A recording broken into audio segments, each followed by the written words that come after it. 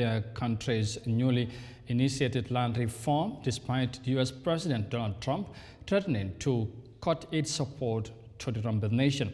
The new introduced law, according to the officials, is aimed at addressing the prolonged racial inequalities in land ownership in the country. But the American President Donald Trump seems to have reservations on the new law.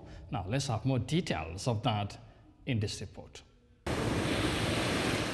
South Africa is facing fresh scrutiny from the United States. President Donald Trump has criticized South Africa over its newly approved Land Expropriation Act. The law allows the government to expropriate property in some cases without compensation as part of efforts to redress racial disparities in land ownership stemming from apartheid.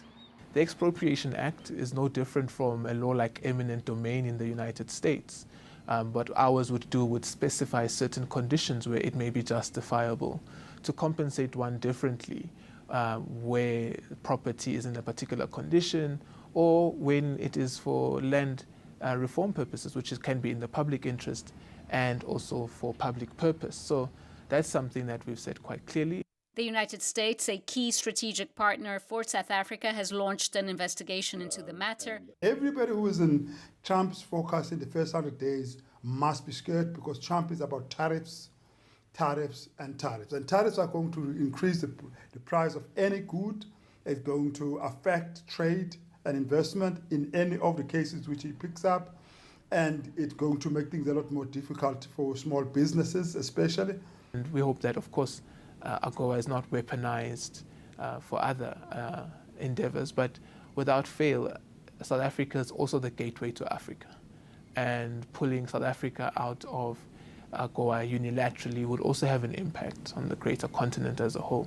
South Africa has defended its stance. Energy Minister Gwede Matashe weighed in with a different view as he addressed investors at the mining indaba. They take our minerals, but say we're withdrawing funding. No, we have minerals in the continent. We're not just beggars, but we must just use that endowment for our benefit as a continent. But if, as a continent, we are frightened, we fear everything, we are going to collapse, and will collapse with minerals at our doorstep. Analysts have, however, called for cool heads. It's better for us to act within our purview and act the way we like acting, and not be drawn into the mud, so that we can continue to display our attitude. There's a particular way South Africa approaches things. Like we've done with the Rwanda thing, and we've done that. You calm down and reason and you talk. In the end, you have the last word.